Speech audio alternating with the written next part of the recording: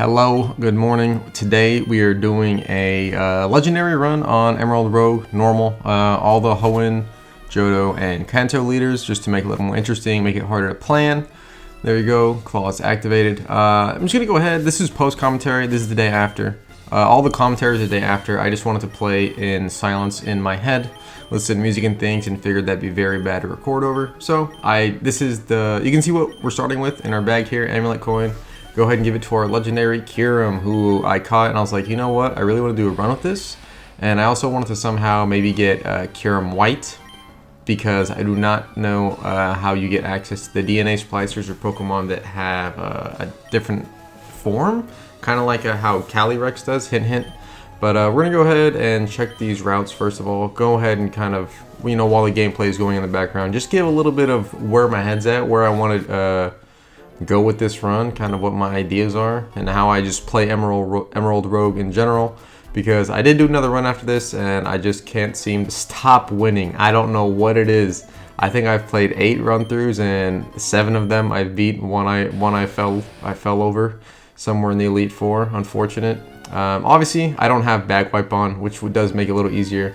I will say I don't have to. I don't plan on making the game harder on myself, but I do, I like winning. I like winning in Pokemon, and this is a great game to do it in. It has all 8 generations. Yes, I'm starting with 1 Master Ball, so what, sue me.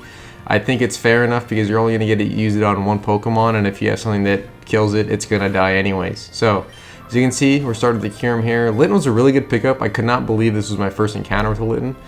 In general, in any of the runs I haven't seen one, haven't caught one. It's really cool. I like its ability. It's obviously great in VGC. Can't wait for it to come back. We do have an ability patch in the bag, so I do believe I make this Intimidate. Not yet. I think I wait till it levels up a little bit. And there's some other noteworthy things in this route, but we're gonna go ahead and hit a full rest stop.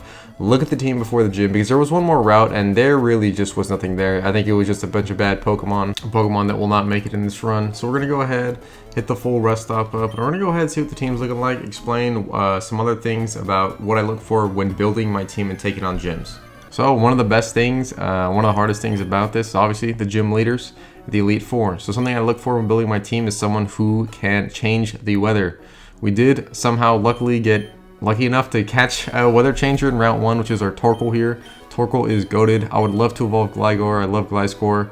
Maybe get a Poison Heal set on that. Litten, obviously goated, but weather is one of the things that it's immense. Some of these guys can have rain, water, snow, sand teams that will go ahead and sweep you if you're not readily prepared. So having our own 5-turn sun that will literally leave 5 turns guaranteed to not help the opponent is great. And obviously, what would a run be without go ahead and buying some healing items? I think this is easily the most, if not the most important thing in your runs, is making sure you have healing items, because there has been multiple times, multiple runs, where yes, you have to PP stall out somebody who would otherwise sweep your team. And yeah, if this was another player, I might feel bad. Not really. I'm still just doing whatever it takes to win out here.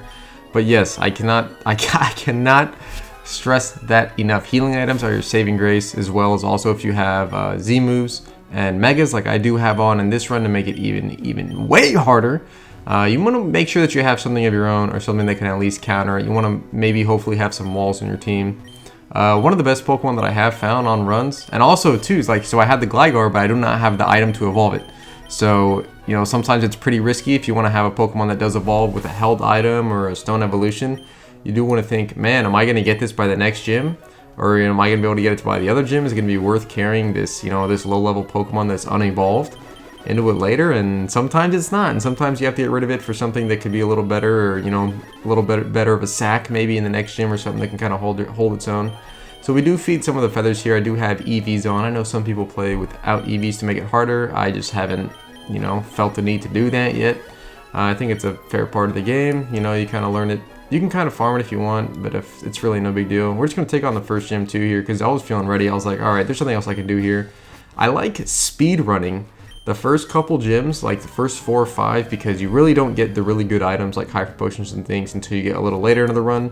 Something about the gyms and gyms only, this is not counting the Elite Four. This lady with a Chansey will go ahead and level your team up to the level cap. I do not have over leveling on, because I think that's just not fun. So I do have the level caps on. I do play by that at least, even though I do go ahead and love me some healing items. I definitely do go ahead and use stick to the level cap. This lady also gives you a free heal, but only once during your run. But you can only use it during the gym, so I would recommend using her if you need to save some money. This statue, you can use to try to go ahead and get an advantage. I did have the money and figured, hey, why not? And then I saw it was a fighting type, and I was like, you know what? This actually kind of crushes Kyurem. Figured I'd go ahead and set Gligar up, who should resist, and go ahead and sweep the team. I think I had the TM for Earthquake. This is me just showing the team off. Could you also believe that Litten, that first one I caught was Adamant? Isn't that incredible? That's just good luck. That was good luck, man. That's really what that was. I don't think this Gligar has anything on it. I think I was just showing you can rotate between the EVs and IVs. Obviously, any other EVs on the Litten besides Special Attack is going to be great for it, just to make it a little bulkier, because it is a slower, bulkier mon once it evolves into Incineroar. So something when going into a gym, I look at my team and I go, hey, what do I want to sack here? And immediately looking into this one, I don't want to keep Gligar, Litten, Torkoal. So Sandshrew and Swinub are looking the most sackable if I really need to. I do like Mamoswine, obviously why I got that. I do think getting the Fighting Gym out of the way early is pretty good for a Kyurem run. And we do see the Legendary Claws come into fruition with Brawly. He does lead with a Hawlucha. Honestly, something I was scared of. I went, oh my god, this thing might sweep my entire team.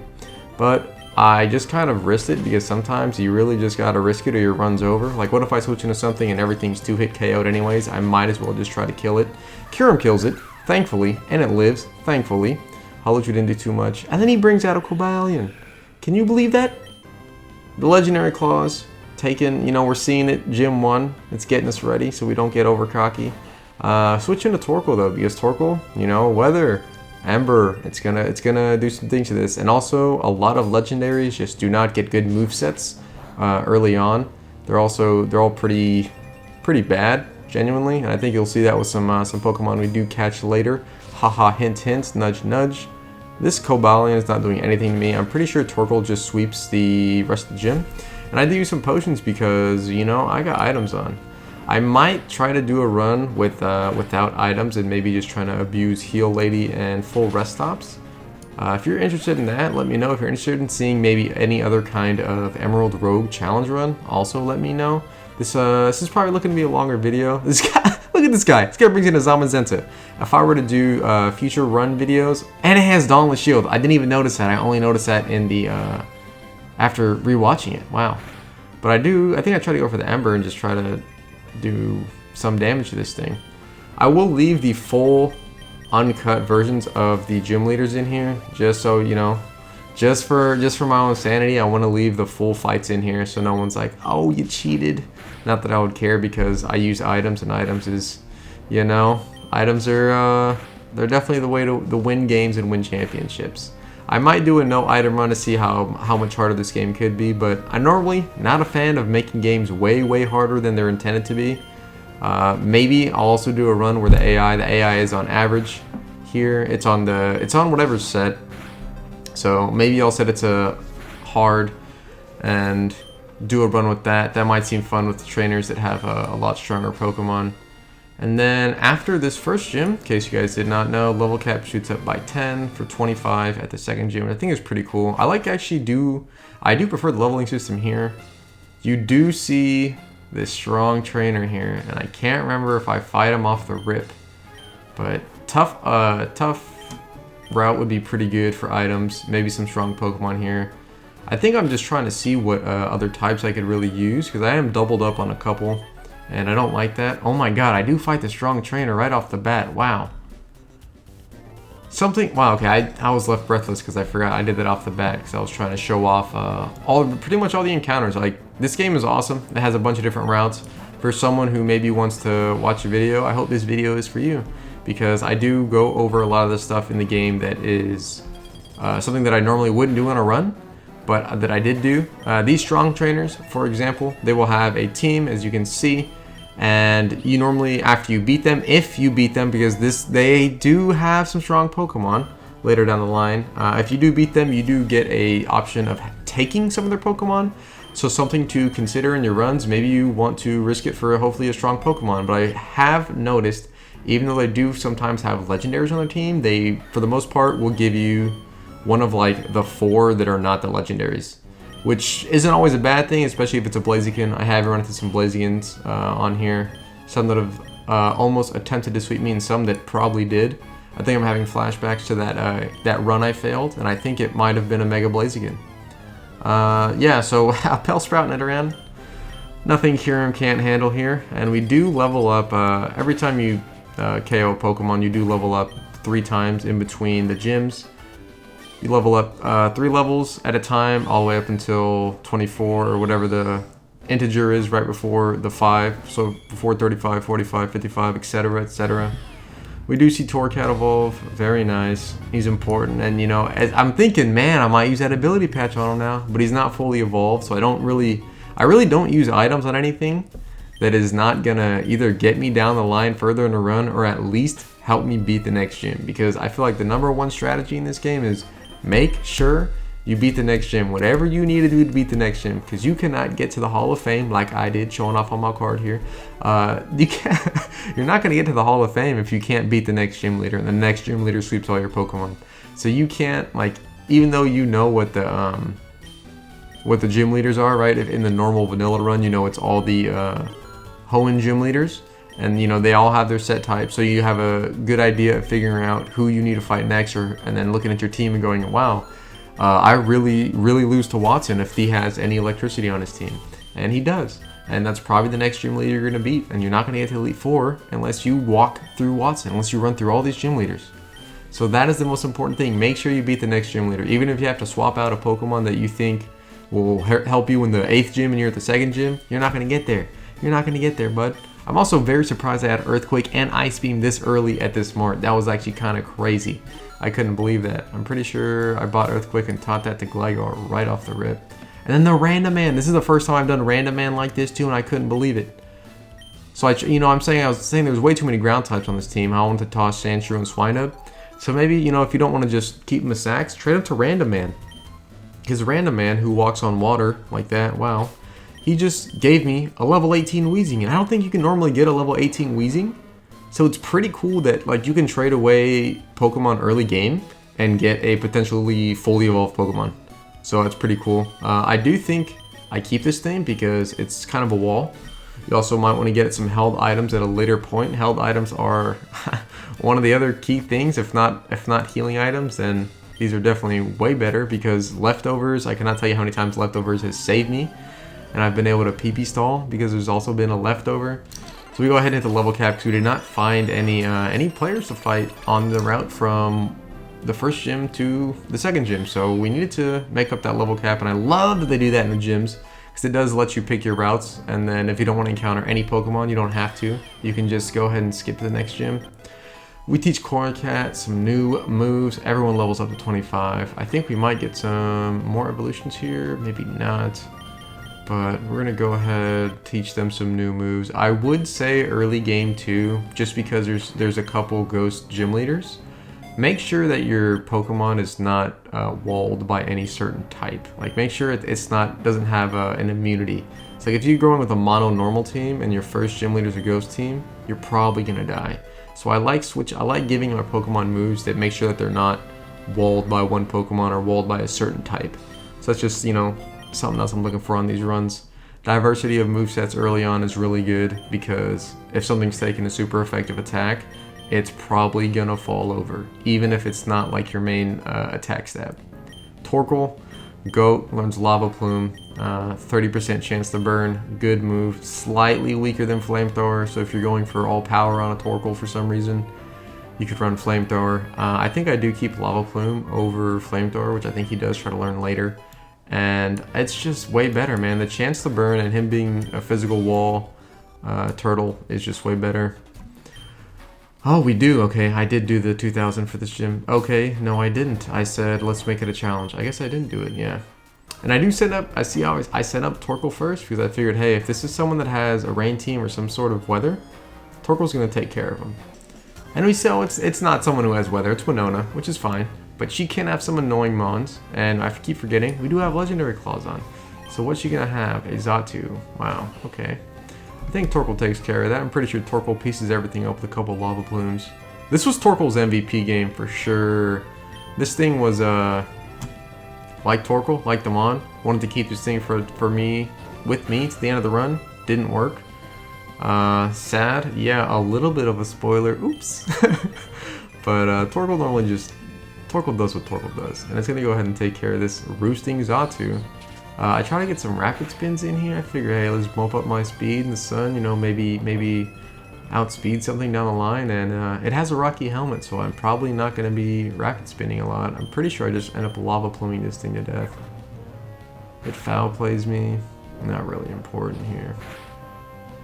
Yep, KO Xatu. And this legendary claw zone, I kind of do want to do a run back with a different one. This is crazy, because look, this lady's second gym brings out a goddamn Landorus. And it has, you know what I'm saying, like, this thing could sweep your team. This thing gets, like, a diverse move pool. It's just crazy. It's really strong. It's flying, so it has some immunities. It's ground flying. But I burn it. Torkoal the GOAT burns it first time. Gotta love that. So that means I'm going to be able to live anything. And with those extra items I got, yeah, Torkoal's not dying either here. So I go ahead. I picked up some extra items. See, I'm not digging into my reserves right away. But Torkoal takes care of business here. It uses Imprison. I don't know why. It's like the worst move in this because the gym leaders and trainers do not use items. Ever. So it's, I don't know. Oh, is that Embargo? That's Embargo. My bad. Imprison is if I have any moves that he has, but we don't. And for some reason he stopped attacking me. I guess after he got burnt, he just kind of gave up. Not sure what happened there. Very weak mentality.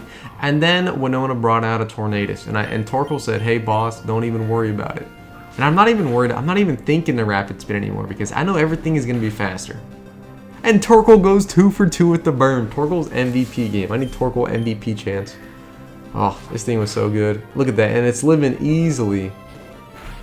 I shoot off another lava plume. Boom, it's dead. It's cooked. What else could she possibly bring out? An Articuno. I think this is the gym leader that had the most legendaries. But I happen to match up well because I think even if I didn't have Torkoal here, I'm pretty sure Kyurem was cleaning these guys up in the back. This Articuno doesn't go for any actual move and it just falls over and dies. And it's, yeah, it mind readers me. What is he gonna do next? Hurricane me? You're doing nothing. You're dying to Torkoal. And that's, oh, Torkoal 3 for 3 on the burns, my guy. I knew he was 3 for 3, but I wasn't sure when that third one happened. Look at him though. And the fact that he resists everything that Articuno has is just blessed. Blessed Torkoal. And now, we are going into the third gym, which has me thinking most things will be fully evolved by now. If not, I just gotta have an item. So this does really help me dictate my team, what I want to bring next. I also know I won't be fighting her again. I think she's the only flying type gym leader besides Falconer that I can think of. Most things should be evolving. If I can't find that Gligar item, I'm pretty sure I would just, I toss it. Like if I cannot find the evolution stone and you're level 65 Riolu, you're getting tossed and I'm not putting you on the team. I think here I'm just switching so I have the fastest thing to run away from Pokemon. I do want some more encounters. So I definitely hit this up. I get my 6 randoms. We're looking at the team. We're seeing who to toss. And I will go ahead and show you the updated team here right before I take on the next gym. I lied. This is the random man. You will see him on your path, and this is what happens when you go ahead and enter it. Is they give you 2 choices. One might be good, one might be bad. He literally spelled it out for you.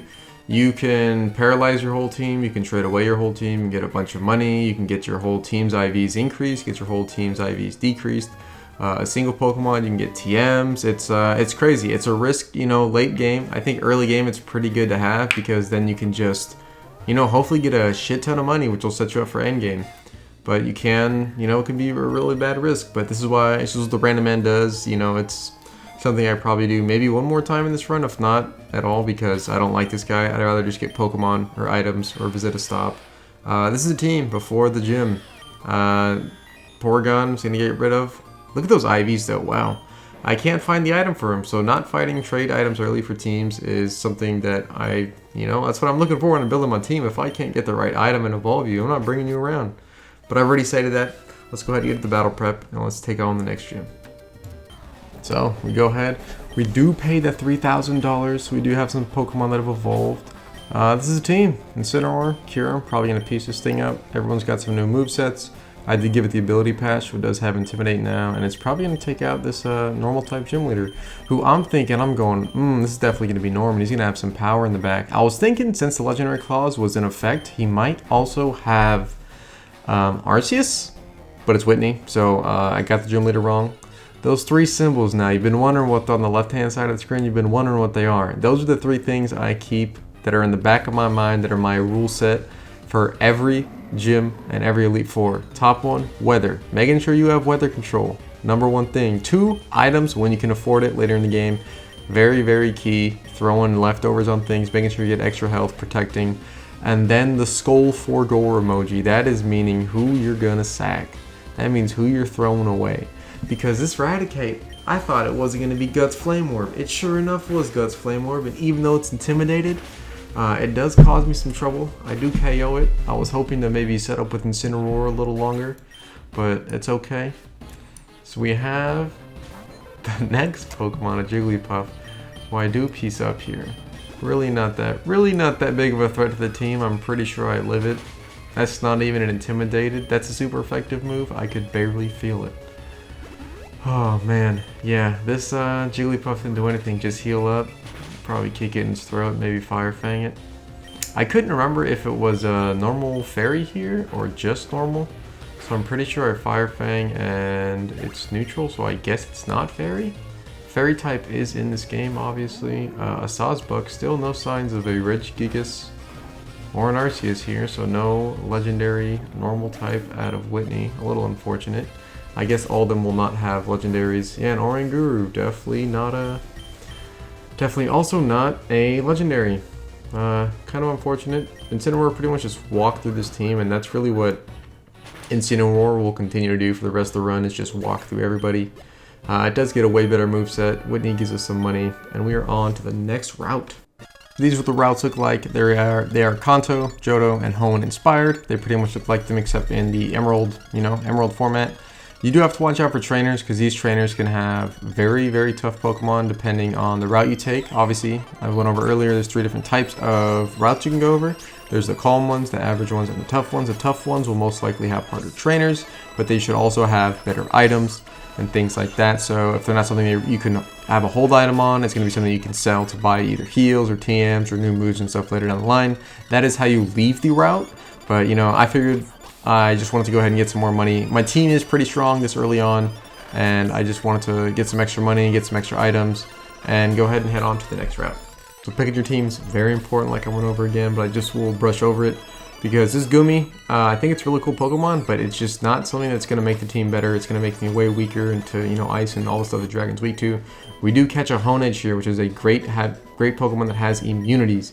It is a Ghost Steel type, so it is immune to poison. It is immune to normal. It is immune to fighting. It's a great defensive mon, and this thing will be very, very useful headed down the line. And these powerful Pokemon totems, what this means in your path is that you have a great chance at getting a legendary on your team, whether that be the box legendary or a legendary that was introduced in that generation. This background here, I believe, means 8th gen, or it might be for the certain Pokemon that we find, which is a Calyrex Ice. You do always have to fight a trainer before you fight the Pokemon, so just keep that in mind. But most of the time, this legendary Pokemon is worth it. It's going to be a great addition to your team. It's going to have high base stats. It might get a Mega Evolution or some sort of different form that's going to let you sweep the rest of the trainers, like this poor fella here who does. Also, don't know if I, forgot to mention, but any Pokemon that dies on your team is immediately kicked out of your party. It is immediately tossed. There's no way of recovering it until you get, later in the game. There's a way of recovering it, and that comes with a curse. Something that is also very cool and unique about this game is that you can bring some Pokemon back if you want. So say Kyurem dies, and I want to bring it back later. I have a chance of bringing it back later, but with a curse, such as a discount curse, or a level curse, or a species curse, or an item curse. There's a million things about it, and that's what also makes this game so special. I do Master Ball this thing, and we're going to go ahead and take care of business. We're going to capture this thing, and we're heading into the next gym right now. We paid the magical statue $4,000. We see it as a rock-type gym leader. We realize Gligar might not evolve within the next 2 gyms depending on the items I can get, and I'm not going to risk it. So I send him up front. He's going to do pretty good against a rock-type gym. He's got Earthquake on him. I'm seeing if anybody else can learn any other TMs or any other items I can use, and the only thing I really do is heal up Kyurem. Still not going to use my free heal yet because it's there's a lot of game left, and I want to save that in case it gets tough in the next couple gyms. I guess I threw Amulet Coin on Gligar so I could get my money back. Don't know if that was the brightest thing in hindsight, just because he does fold. And Brock, one of the weather setters, I got rid of my Torkoal, forgot. And of course, the one guy that has weather, I don't have a counter weather. But it does help Gligar in his defense, since he is a ground type. He will not take any residual damage during the turn. I do try to set up on this thing with X defense. You can use X items in here. I don't believe they're the 2x increase that they are in the games. I believe they are just 1x here. The only way you can get them is by finding them on the routes. I do not believe you can buy them, unless I'm mistaken here. But this Golem's doing nothing to work Gligar. We're gonna go ahead and take care of it. I'm pretty sure Gligar sweeps through 2 or 3 of this guy's team. And this Brock has a very interesting team. And it's normally, you know, it does say rock type here, but I have fought Brock when he's had a Drought Ninetales.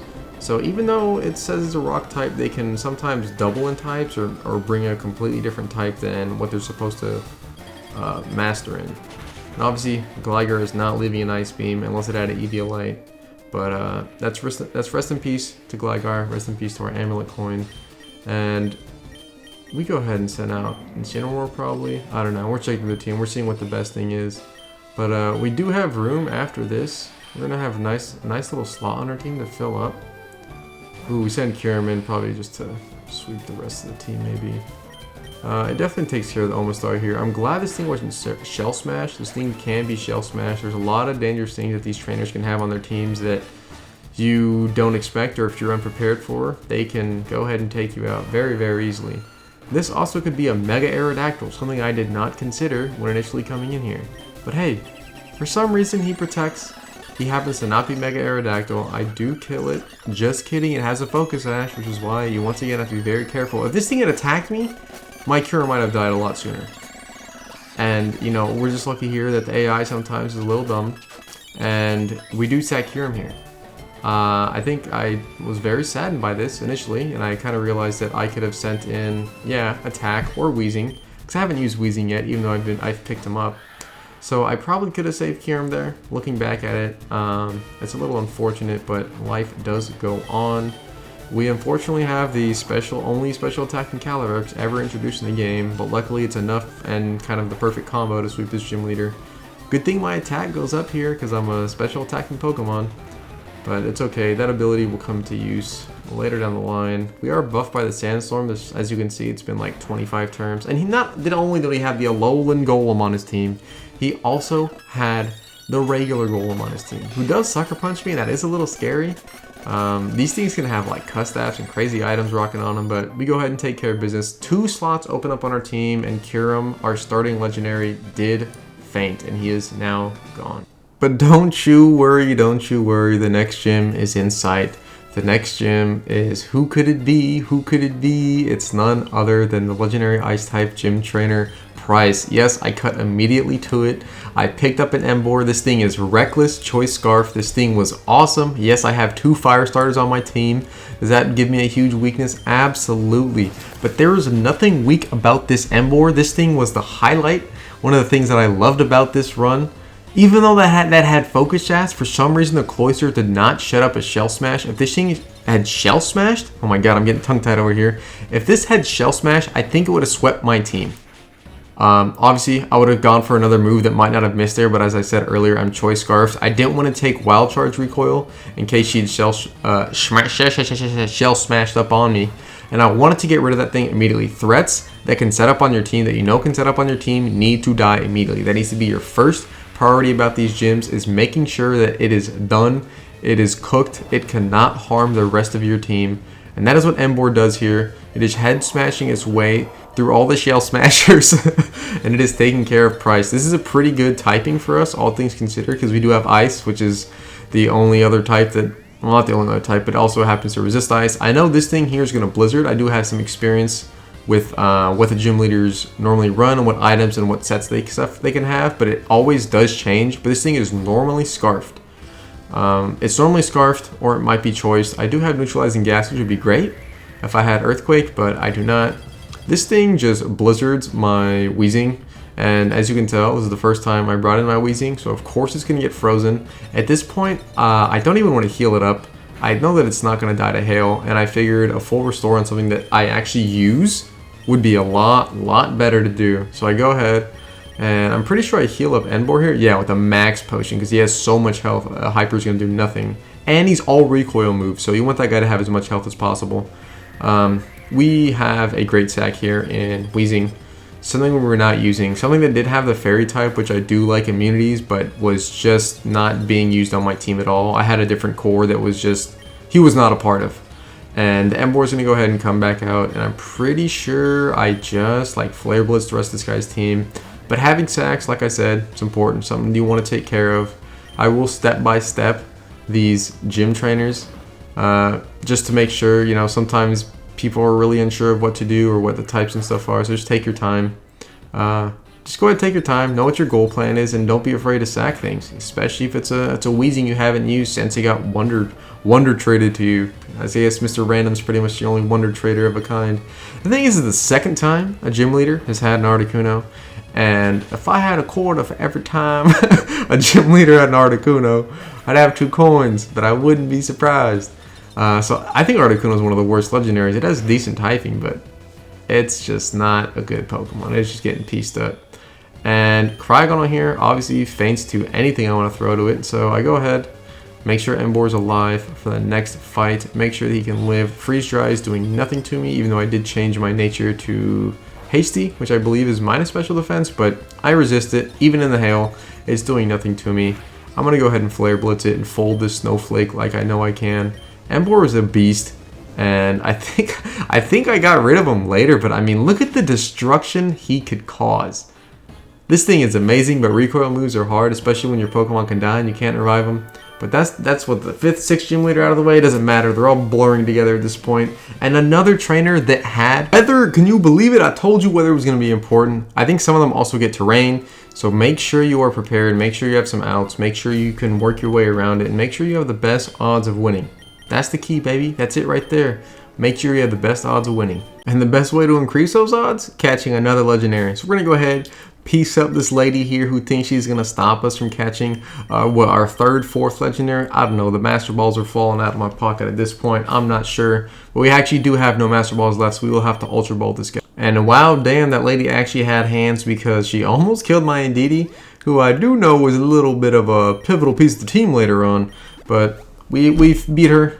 No cost. So let's go ahead and see what this legendary is here. And it's snowing, so maybe our 3rd ice legendary here we get in a row. What could it be? No, it is Yveltal. Oh my god, I have not used or even played with this thing since Gen 6. I had to catch it. I immediately knew that in my heart that I needed this thing.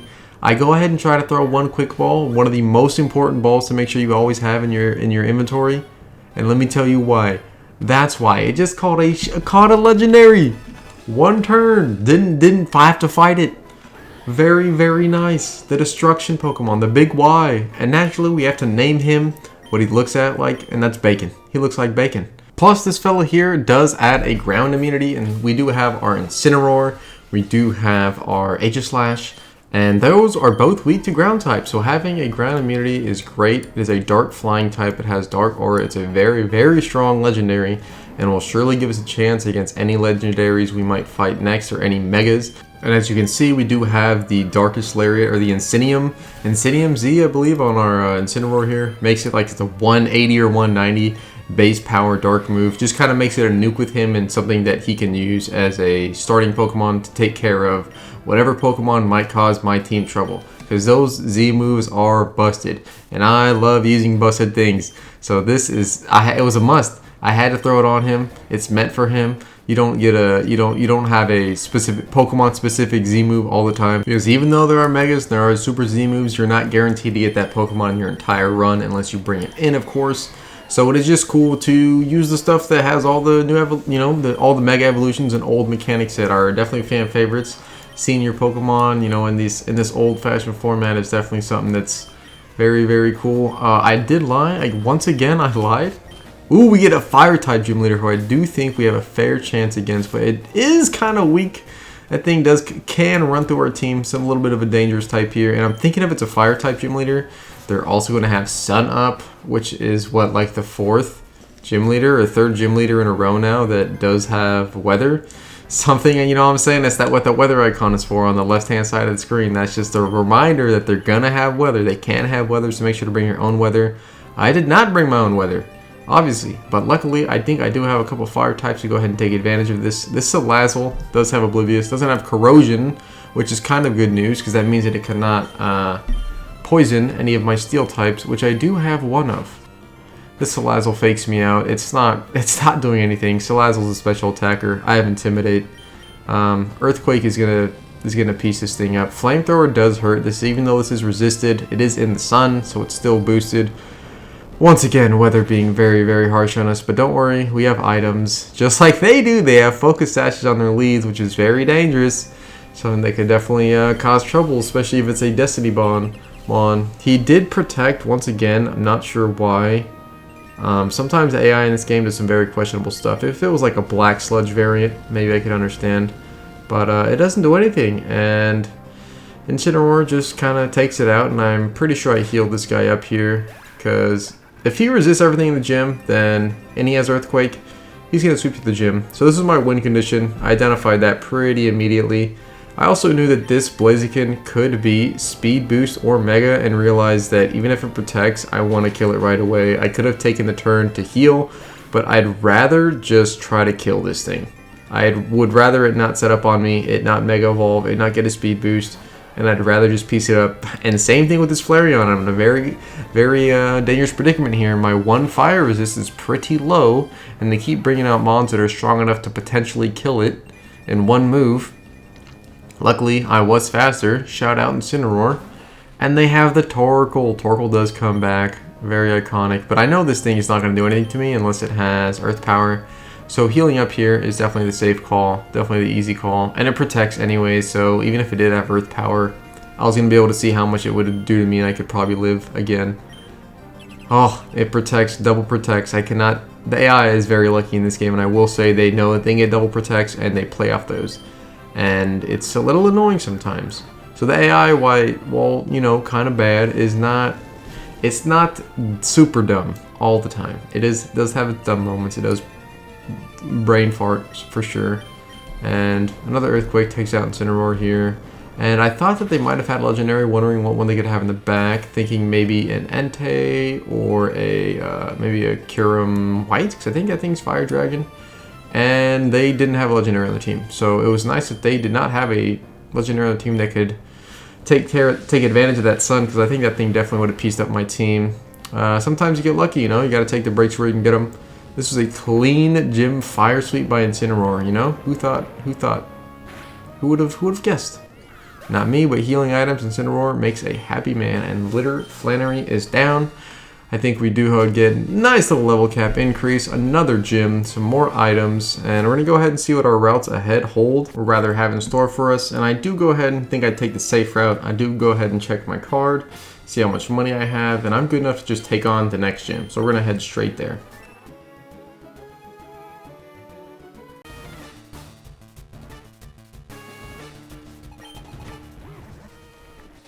So yes, it is the grass type gym leader, something a little bit of luck on our side of the field. And as you can see, not only can they have weather, they can have the terrains. Luckily, Grassy Surge here does nothing for the opponent, really. I'm not going to use any earthquakes or any moves like that will be dampened by its effect. And we're just going to go ahead and throw Calyrex in front and use its signature move with the Choice Scarf I gave it to go ahead and take care of business. It Glacial Lances. I wasn't initially sure if it was a 2-turn move or not, but it wasn't. And surely enough, it is one of the most broken moves to ever be introduced, so I had to use it to sweep this gym leader. Grass type did not fare very well against me anyways. I do have my Incineroar. I do have my Steel type Aegislash, I believe, evolved at this point, so I got Resist. I have answers. There's no way the grass team has beaten me. Even with the Grassy Surge that it does have up, which is pretty nice. And we do find some funny encounters with terrain earlier, so there's some other bugs and stuff. So not only do you have to fight the gym leaders and their potential legendaries, you know, this one also had a chance of getting a legendary, a grass legendary. Who could it be? Celebi? I'm not sure any other ones. And I don't think they get a legendary, and if they did, it didn't matter anyways. I almost wanted to stay in here with Calyrex, even though it has no moves, just to see if a +5 struggle would kill it. And I just decided to play safe. I swept out, and they didn't have any legendaries either, which is a little unfortunate. I would like it to kind of see if, you know, later down the line, if you have a legendary clause, it almost guarantees if there's a legendary of that type that is on their team. I think it would make the runs a little harder. But, you know, just something for, maybe I might do that later. You know, I keep getting these ideas of doing different runs as I'm rewatching this, which is why I like rewatching some of this. And as you can see, Incineroar pretty much takes care of business. We did not lose a single Pokemon, and we only have one gym left before we take on the Elite Four. So we want to make sure our team is set. We want to make sure they have their items on them. We want to make sure that they are ready and prepared to take on anything that we might run into. Because some of these leaders in Elite Four and Champion have some crazy mons on their team. So go ahead and let's get into it. But not before telling you the only way to resurrect a Pokemon is by taking this PC down there. But like I said earlier, it always comes with a curse. But you know who is not a curse? The Great Aegislash. Even though it evolved this late at the 8th gym at level 85, it was worth keeping. This Pokemon was worth it. Not every Pokemon is. Make sure you raise the right ones. So let's go ahead and get everyone leveled up. I believe the team is still set. Same exact team as last time. We're going to go ahead and KO this Chansey and take on the last gym. And of course, naturally, I did not have enough money, so I am going into this one blind. I do think the team at this point is good enough to just kill anybody. And we run into our 4th gym leader who has weather. So yes, it is a 50% chance so far in this anecdotal run that they will have weather. Just a reminder, bring your own weather. Make sure your only Pokemon has weather. Luckily, this Wormadam is pretty bad as far as I remember it being. Like, it's a mon that you can definitely set up on. The easiest way to win any run is to get yourself a Pokemon that can set up, and that is a guaranteed victory as long as you keep it alive.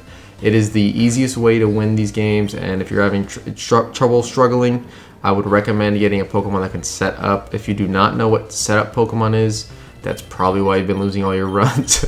As you can see, we do have a Rillaboom pickup, which is a nice Grassy Surge. You know, nice Grassy Surge setter.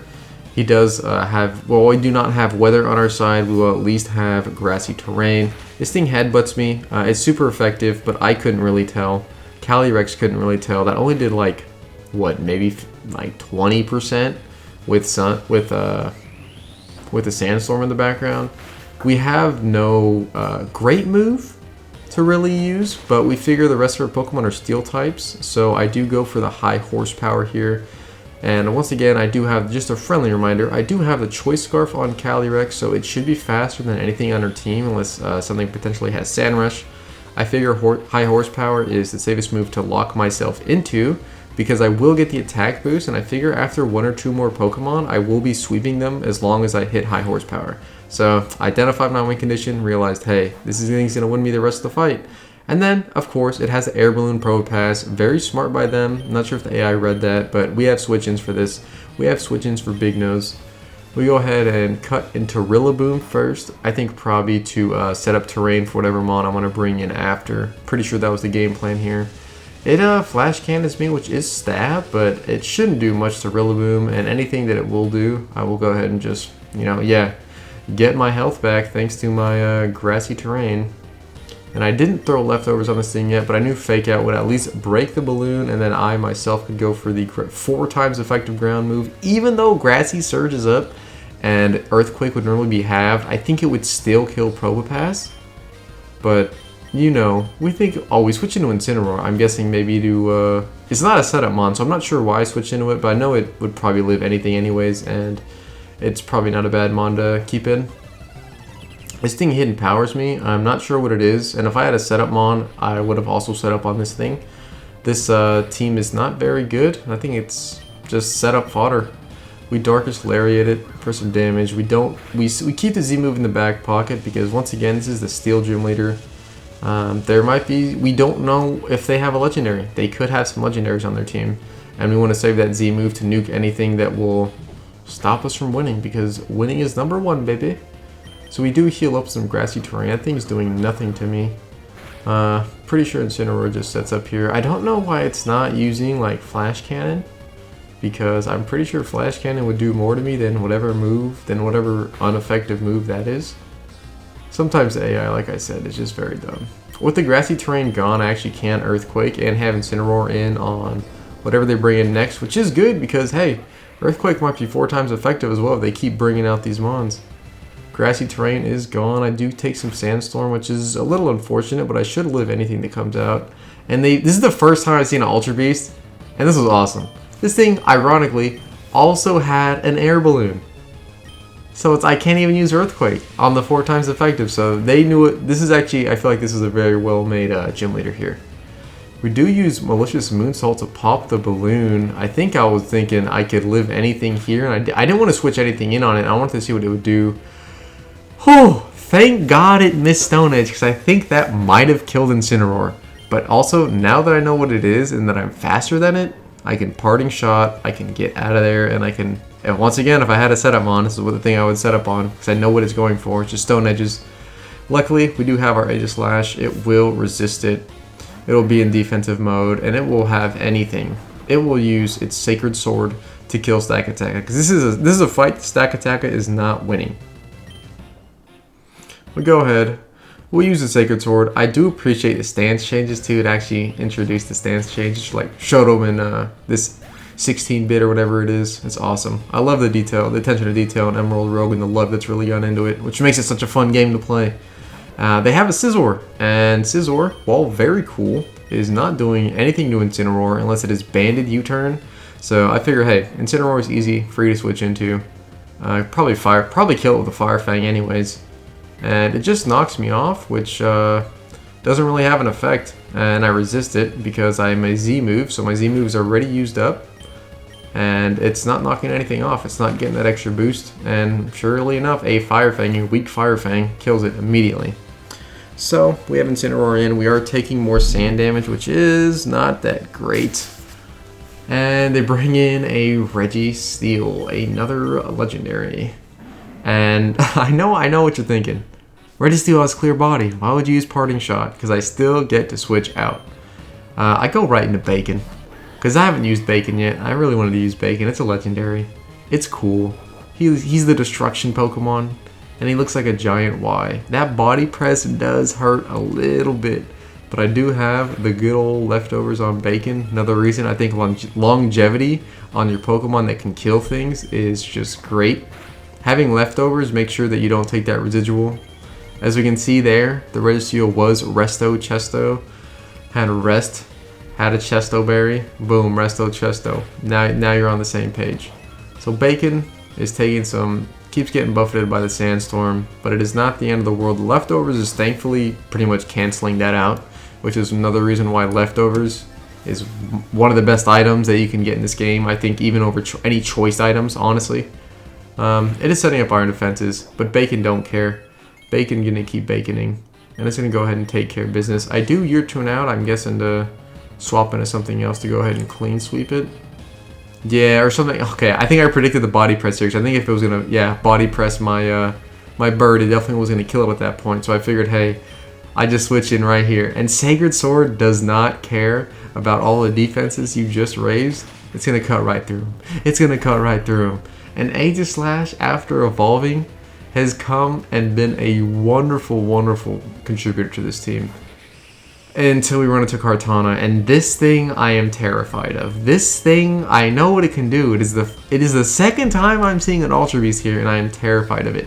I cannot wait to eventually run into a Pheromosa or another Ultra Beast that's even scarier, or even having my own Ultra Beast on a team. So Pokemon I definitely want to do some future runs with are the Ultra Beast. So hopefully I can get some in a run soon and use them because they're very cool.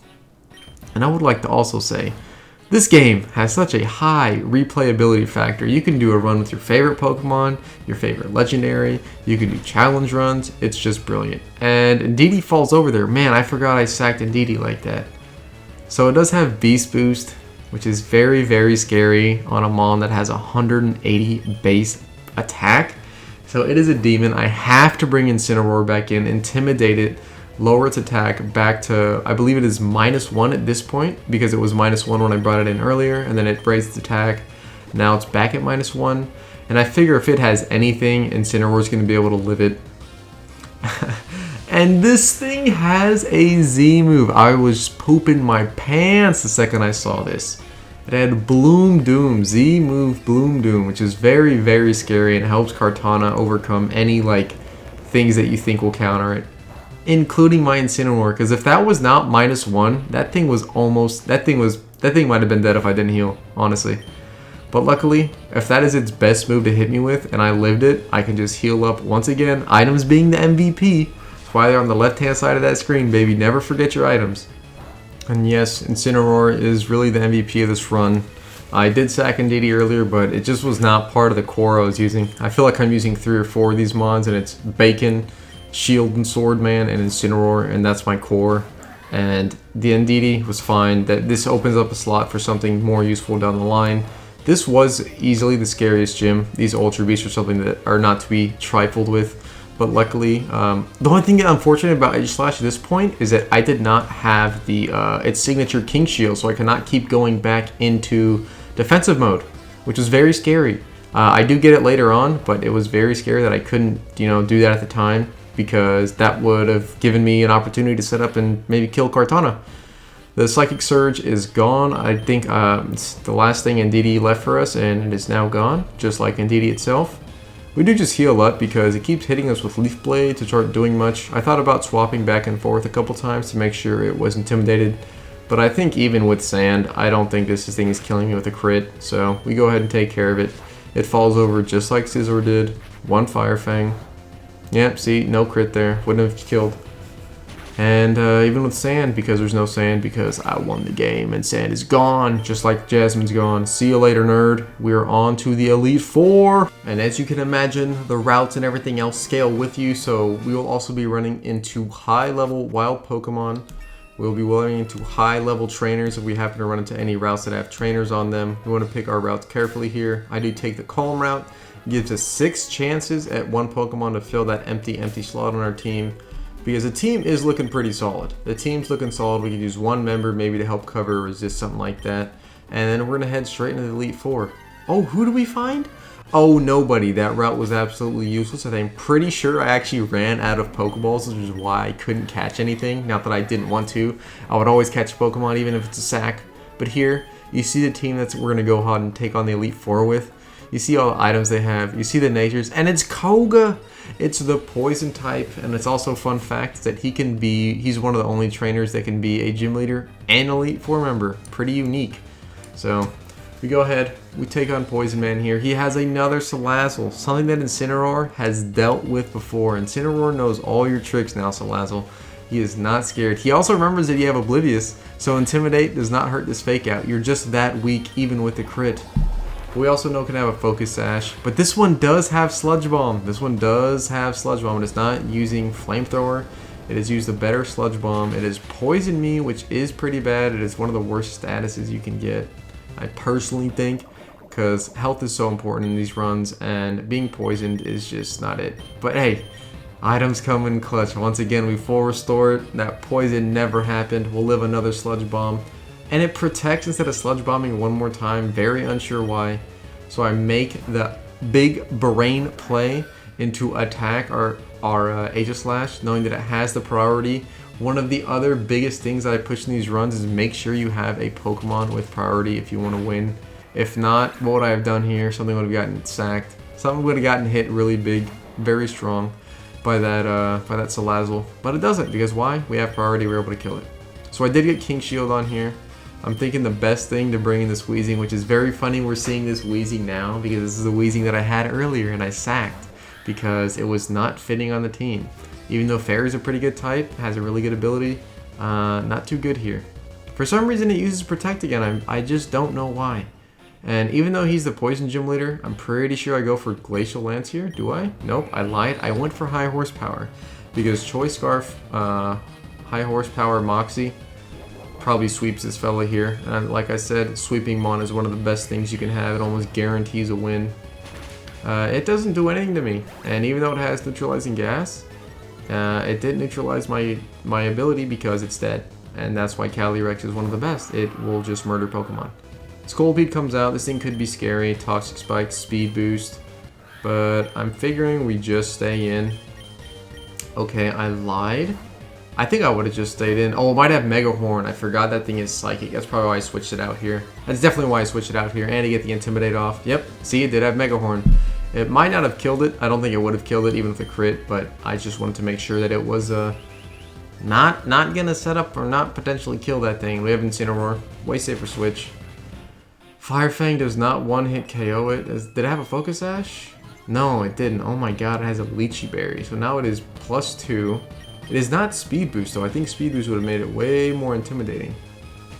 And I know I think it's faster than me, or maybe I thought I had Speed Boost anyways, and I just wanted to make the safe switch into our shield here, because once again, even if this thing did have Speed Boost here, I got priority. Because priority is one of the best damn things you want to have in this game. They have Focus Sashes, don't matter. Priority. And it's on one of the best spawns in the game. How could you be upset about that? We do have leftovers. We do have all of our items now. Our team is stacked. And Amoonguss. I laugh at Amoonguss. I King Shield. Why? Give myself some extra leftovers. See what this thing wants to do. See if this thing even has a move to hit me with. And it does. Has Stomping Tantrum. But its attack harshly fell. Oh my, I forgot about that part about King Shield. I haven't used this Pokemon in so long. I forgot about that. So, I'm pretty sure Bacon's a very, very easy switch in here. Yep, we bring in the Baconator. I'm pretty sure I taught this thing some new moves now too, so it has a better move pool, unless that was later. It has Hidden Power, which is probably the only thing that this thing can really scare me out with. And it does nothing to me, so at this point, I'm realizing Bacon can just set up. Bacon can just sweep. Look at that. One knockoff, and it knocks off its AV, which also lets me know it doesn't have Spore, doesn't have anything to, it has no status moves. Even though it does get the poison off here, but we have full restores, we're not worried about that. We're thinking kill this thing, get out of here, and go ahead and, we know he's poisoned again, so what else are we gonna do? We're gonna bring in Calyrex. Rillaboom is probably not seeing the light of day here, seeing as he would get murdered, stepped on, and poisoned by all these poison types. And I guess if they don't have any berries, this thing's pretty good. And our third Ultra Beast, the third time I've ever seen an Ultra Beast, and is all in the same run. Very exciting, very cool. Once again, cannot wait to do a run with these guys, but one high horsepower from Calyrex takes it out. Once again, thanks to that Choice Scarf, or else we would not have been faster, and that thing might have hit us with a very strong rock move. He has Roserade, and I'm not scared of this. I'm not really scared of this thing at all. Incineroar is, in fact, not scared of this thing at all, so he's going to come out and go ahead and put you in a basket. He's going to put Roserade in a basket, a coffin-shaped basket. It Sludge Bombs, and I'm thinking at this point that I really want to Assault Vest on Incineroar, but I think Parting Shot's too good a move. And plus, we have the resist anyway, so it does not matter. Oh, we get another free leftovers. We love that. He's back at full, really. He's Sludge Bombs. He must be choiced in some way. Maybe that's why it did so much. And we just Iron Head. This thing is stuck. I think at its last mon. He's pedaling. He's reeling. He's trying to find out how to win. And he can't. Not against this guy. Not against this team. And this team is so well balanced that I realized that I'm broke.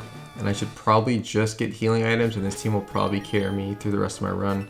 So I do make the decision here to just skip everybody else, skip extra encounters even, and just go ahead and head straight into the next Elite Four member, get some extra money from them, and hopefully, get some Pokeballs so I might be able to add another member of my team, because I forgot that I had ran out of Pokeballs at this point. So we stock up on full restores, max potions, and we're straight on to the next Elite Four. No breaks. We run right in, not even worried about our team, because we know, hey, we have something to switch into, we have all of our items, we know who our sacks are, and that is that no one is getting sacked on this team. This is the best team of all time. Why would I ever want to have my sack? But, as you can see, there is weather once again, and we see another Mon that we are not unfamiliar with, and this damn Cloyster. And now this one, being in the Elite Four, being 3 levels higher, Shell Smash is even scarier. I do tempt to go for the Z move, thinking that, hey, I need to murder this thing because it is a goddamn threat to my entire team into Pokemon existence, Shell Smashing. Luckily, I don't even get it down to its Focus Sash that it might have had, but I do get a pop its Focus Sash. It does suck that Hail's up and that I'm taking extra Hail damage because I would like to have every bit of HP on this as I try to take on this Cloyster here. I think I decide to I think the best thing here is maybe Parting Shot or switching into something. Yeah, probably switching into something else here, huh? I guess I was thinking Aegislash probably resists everything. If not, it has the priority. I think I was banking on the priority. Dude, this thing, that Hydro Pump miss is huge. I do not think I was gonna. I don't think I would have taken 2 of these, and I also don't think that 1 priority move is killing this thing. So I am glad that they missed. I was extremely lucky on my end, and for some reason they go for the Ice Beam. Like, that's doing nothing to me. I don't see where the ideology was there. But 1 Sacred Sword, once again, Aegislash coming in big, taking out one of the biggest threats easily on this team. You know, I told you a Sweeping Mon is dangerous, and it's a free ticket to your win. That is also a free ticket to your defeat if the opponents have it on their team. And that's where that thing is very, very scary. Scarier than any of the Articuno legendary earlier. That thing is doing nothing. But they have an Aegislash, which I believe can hit me with an Earthquake or 2, so I do go ahead and make the safe switch to Incineroar here. I got to. I know I do. Yep. Sure enough. We do get the Intimidate off. I'm a little scared of what the Sandslash could do. It could be Slush Rush Swords Dance. And sure enough, it does use Swords Dance. It does have an Intimidate, so it is only really +1. And I think if it were to just +1 Earthquake me, I would probably live and get it off. And we do see that, you know. Head Calcs, yep, coming in big. If it was +2, would have killed me. We go for the 4 times effective Fire Fang. Thank God that kills because that Sandslash is a little bulkier. I'm glad Incineroar, but I'm more happy, honestly, that Incineroar is not sitting 6 feet in the ground. We do have a Lapras, one of the best Pokemon to ever have on your runs, and I will stand by it for the end of time. That thing gets Freeze Dry, Leftovers, Surf. There's nothing that it can't hit or damage. It's just great. And it gets priority. It has everything I want on my team. But we do finally get a chance to send in Rillaboom here. It does get that Grassy Surge up. So we will be kind of mitigating that hail damage really because we do get healed by Grassy Terrain. We do Fake Out here just to maybe potentially break a Sash, but probably just really to get more damage on it in case a Grassy Glide didn't kill from full because as someone who's used Lapras is pretty bulky, and you want to get as much damage on it as possible. So we do get the Grassy Glide kill here. Rillaboom coming in, kneeing Lapras in the neck, and putting it 6 feet in the ground. Very, very nice here. But we'll probably not keep Rillaboom in if they have more Ice types. Yep, just like Ninetales. Very scary. This thing is actually a pretty big threat to my team. It hits Yveltal super effectively with both its stabs. But thankfully we have Aegislash, man. This thing is carrying its own weight. I'm glad I really carried this thing from like the 4th gym all the way to the Elite Four before evolving it, because it was really, really worth it. Having a Ghost Steel type is just amazing. It's an amazing typing. It's one of the best defensive mon. It's one of the best offensive mon. It can do both. It does everything. It heals. It has Leftovers. There's Grassy Terrain. It's just a great mon. It has priority. It's great. So we go ahead and get Encored here, which is very unfortunate. So we can't Iron Head it and kill it immediately. But that is fine. It's probably better to waste turns. Waste that Aurora Veil anyways. And I'm really just getting Leftovers here. I do take this time to heal up because we got items here. So we heal up our MVP Incineroar once we eventually KO this Ninetales. Something else is coming out, and something in my gut's telling me that Incineroar is going to be a great switch into it. That thing lowers our special attack, which is laughable because we are a physical attacker here. So we're not worried about any special attack drops. And we're also eating those up for breakfast. So even though we are Encored, we can just go ahead and kind of waste the Encore turns out. And I guess I probably could have switched into something else here to just kind of bypass the Encore turns. But I just wanted to play it safe. And my Encore did end, so naturally they're going to Encore me again. So yes, I could have switched out light years earlier and saved everybody some time, but decided to play it safe, let the King's Shield run, let my Leftovers get up, and just stay at a healthy amount of HP really with Aegislash here. But we do make the switch because, you know, if something does fight, once I bring Aegislash back in, it can't be Encored right away. I can just go ahead and Iron Head it, which will kill it. And I think it is pretty soon the Aurora Veil is running out. So that's something else I'm glad that I waited out, because waiting that thing out is very important. They could have some ice legendaries in the back of their team, just like I've had, that are very, very dangerous.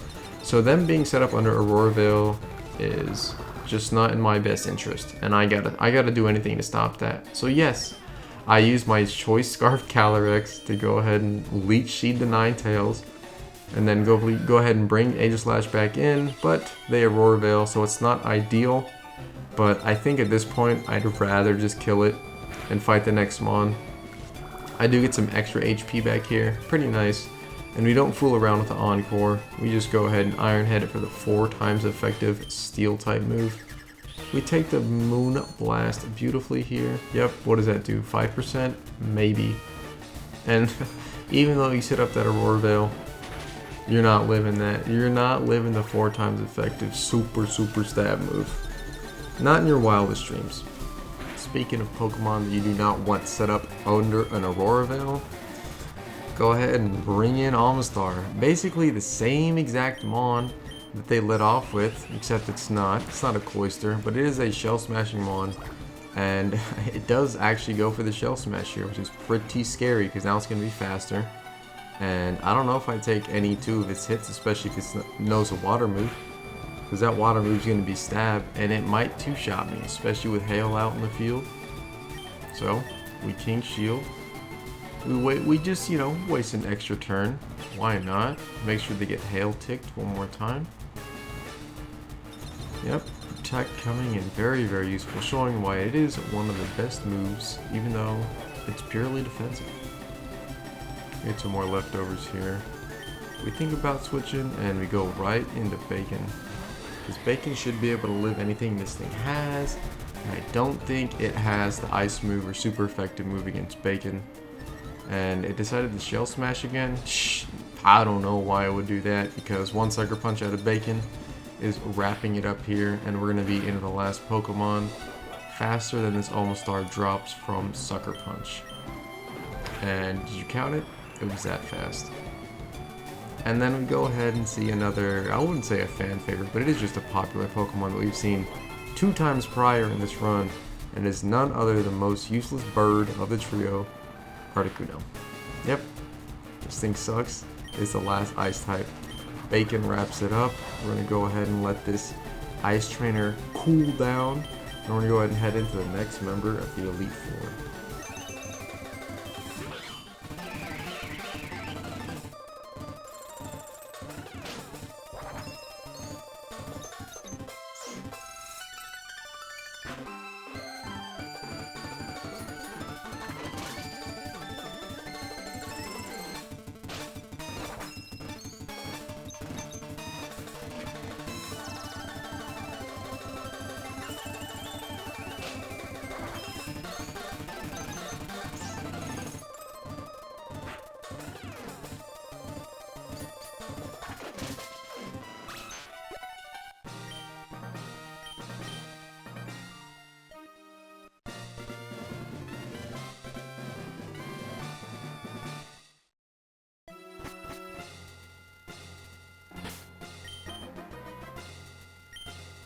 We are back, and we're thinking the smart choice here is the strong Pokemon. We don't even hesitate. This can be something useful, it could be something that could be sacked, and anytime you see the strong Pokemon, which is the grass, it does have its hidden ability, guaranteed. And who is it? None other than our Emboar. He has come back from the grave. Actually, I don't think he died, but I think I did just give him away. I do have 1 Quick Ball to my name, and if that doesn't catch him, then I don't think I have any more.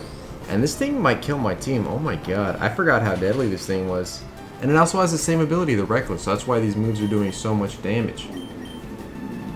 I think Bacon could probably take it, so I'm pretty sure that's why I go for the switch in here. Because I do want this Emboar on my team. This thing would be crazy to have against one of the Elite Four. I could probably just lead it and let it be a sacrificial lamb. But ideally, that's if we catch it. I don't know how many Pokeballs I had at this point. I know the Foul Play shouldn't kill it here. And it did kill with a crit, and that's why I didn't catch him. But hey, at least we get our levels up right before the gym. Get a useless Sky Attack. Man, I forgot that I accidentally killed this thing with a crit. So make sure you don't crit things. And that's what the strong Pokemon is. And I'm pretty sure, do I go moves here? I think I go moves because I'm good on healing items. And I needed to, I had 1 more Quick Ball. I probably wasn't catching that thing anyways. And I'm pretty sure I just heal up here and I go for the item, for the moves. Oh no, it's not. I lied. I guess I was happy with the moves, but I know I did want to get Oblivion Wing on Yveltal. Give it another stab move. Would be very, very good. And on top of that, it restores health. So it's just really a win-win. And that's ideally what I wanted to do. But I'm sure I'm just going to go ahead and get some more items and go ahead and get out of this place. And head on to our next Elite Four member. We are fighting none other than Will, the Psychic type Elite Four member from, I think, Gen 2 Johto, might be Kanto, he might be in both of them. Who really knows at this point? However, he is our member. I do know what Zorbeetle does from fighting it before. It pretty much just sets up screen and leaves. And also, do you see how it says, grass grew to cover the battlefield, so Psychic Surge should not be in play. However, I cannot use Fake Out. So there's some sort of bug with the Elite Four that even though my terrain is up and healing my Pokemon, that I cannot use priority moves, which actually is a huge damper in my plans, especially for this gym. I mean, this is like, I have a Dark type Yveltal that has Sucker Punch, so anything faster I could probably KO, but I can no longer do that now because for some reason the Psychic terrain is still in effect even though my grassy terrain is on the field and it shouldn't exist. We have a very close call. Yeah, I'm really upset about that, but it's I guess just kind of, you know, still pull through anyways. But this is very tough here, and we go ahead and just can't Sucker Punch, and I'm pretty sure I double check later to see if maybe it goes away in 5 turns or there's some way I can kind of get around it. And I believe I even bring Rillaboom in later, and Grassy Surge is on, and Terrain still does nothing. This Starmie here is actually pretty scary. I was surprised that I was faster. I think I was really just underestimating how fast Bacon was, and I would have Sucker Punch there just to ensure that I'm faster, because I know Starmie is a very fast Pokemon, and Bacon might not be faster. And then he brings in a Raichu, and I cannot use Sucker Punch there, and that's huge.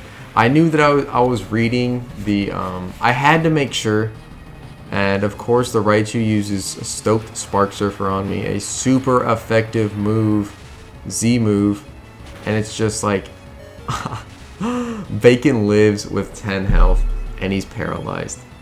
And this for here was a sign to just switch out and save Bacon at all costs, because if he lived that, he's living anything later down the line, you know what I'm saying? If he can live that, through like some Psychic Surge extra BS, dude, he can live anything. And their strongest move is done, so I know I can bring Incineroar in. And then they Focus Blast.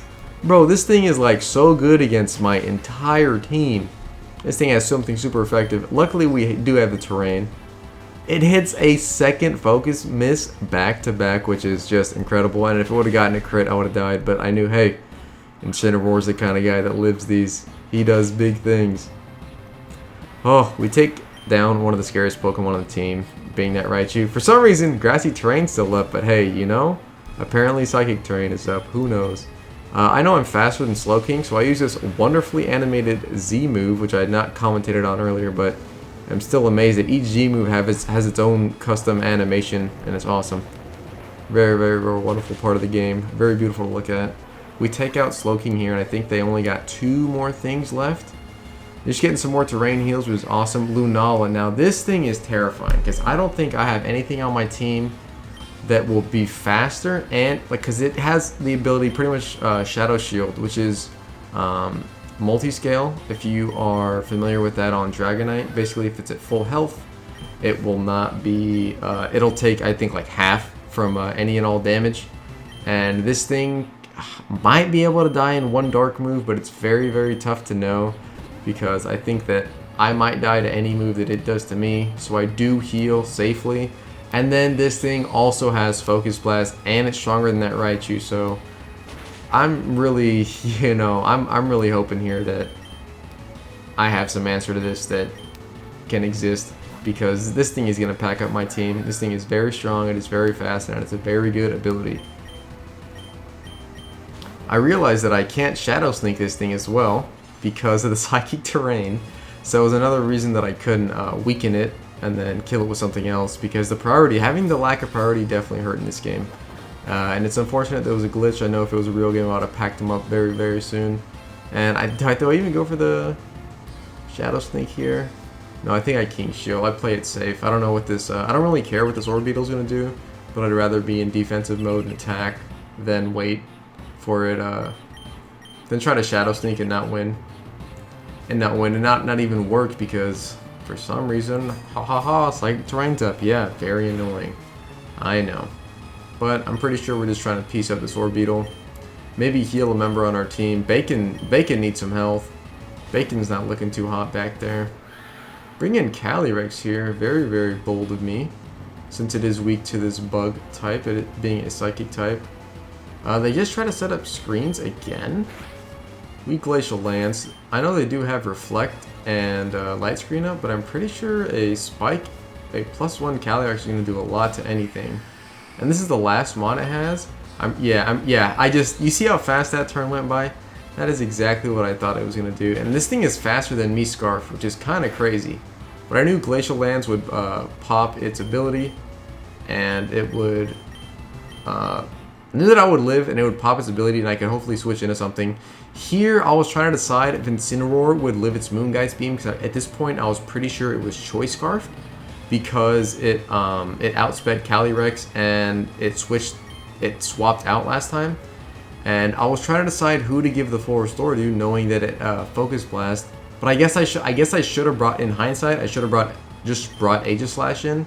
And for some reason, I was thinking really hard here, and I was thinking that this is the screen about who I wanted to swap in, not what item I wanted to use, because I do decide that I was trying to switch Incineroar in thinking that it would live, and I accidentally used the heal on it, meaning that if this Focus Blast hits, or this Moongeist Beam hits, yep, that something was dying.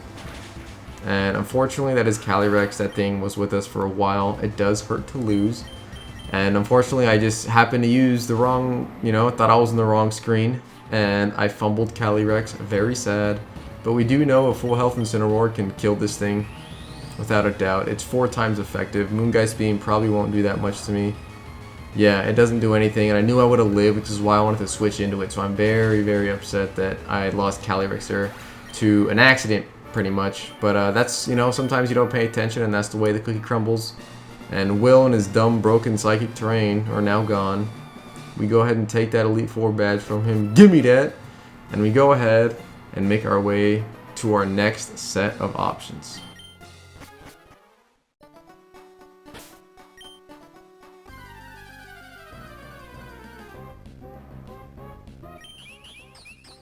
Now, trying to fill a spot on our team, this Oricorio might not do it.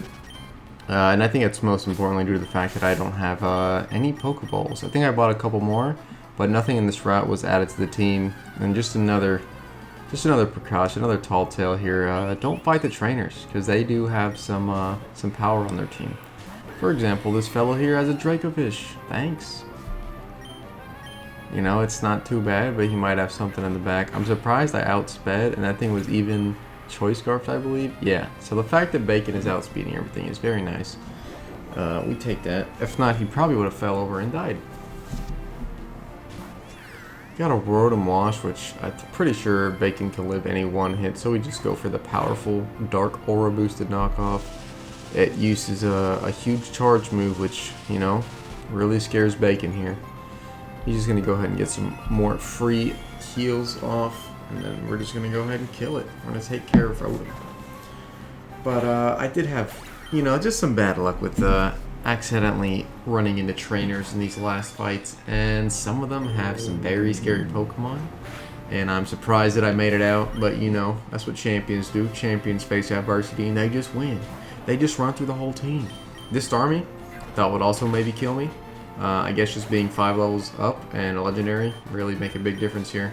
But that just shows you, it gives you a little bit of what Bacon's about, A little piece of that bacon.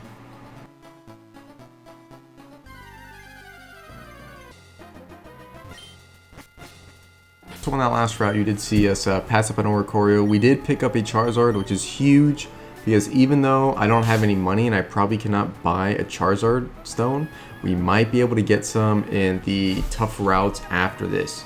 But let's go ahead and take on Phoebe, the ghost type. It shouldn't really be that much of an issue because, we got some dark type specialists on our team. and I'm pretty sure we should just walk through her. A Shedinja, though, which might be decent against another team, is nothing to Bacon. We can even see what item they normally run, which is kind of nice to know, which is heavy duty boots. But another reason to bring your own weather, you know, if I brought Sandstorm, that thing's down anyways. We do see another Lunala, but this one is not protected by the psychic terrain, and it gets one shot anyways. That one also gets its item knocked off, which is Power Herb, so I'm guessing it might have been, I don't know, Sky Attack. Now this Smart Shadow is a little scary, but I'm pretty sure Bacon could take any hit that it had, even if it was like Ice Punch. It hidden powers us, which is probably one of the best things it had. I guess it was HP Ice, but it doesn't matter. It also died. Shout out Bacon. It was Life Orb too, so I think it was probably the most damage that could do to us. And Bacon's just having one hell of a time. Yeah, I agree. I think if we knock off the Cofagrigus here, it's gonna, you know, take care of it. We might get Mummy, it might set up Trick Room, but I think we got some slow fellows in the back, which isn't too much of an issue with. And even if it is, we can just go ahead and waste some turns healing things. Trick Room's not really going to be too much of an issue here, especially when you have priority. Oh, so good, priority. Number one. I guess the thing was hidden power fighting or hidden power normal. Either way, wasn't doing a damn thing to Yveltal. And it was definitely going to come switch back in anyways and clean up the rest of the team. That's what I was saying, Cat. So I think I'd probably just bring Bacon or Incineroar back in here. Clean up this Drifloon. This might be unburdened. This thing could potentially sweep, but we make sure that doesn't happen here. We go ahead and go for the Intimidate, even though it's definitely special. Anything it wants to go for, Incineroar is living. It goes for a Tailwind, which is a little interesting considering they use Trick Room, which is also why I was wondering if this really was an Unburden. And we can see it is because it did not have Aftermath here. And for some, okay, I guess it Tailwinded. It Tailwinded after the Trick Room went away, which is kind of 5-head, but this Giratina is the most useless Giratina I've ever... Any Giratina in this run just always seems to be bad. It seems to be some rest set that never attacks. So, even though it is legendary, and a very strong one at that, it is really just pieced up here by Incineroar, and it can't do anything about it. It just gets KO'd. And we're on to the next. We're going to go ahead and add a new team member, hopefully get some new Charizardites. We're going to go ahead and take care of the champion, because I believe that was the last of the Elite Four. So now we're on to the champion.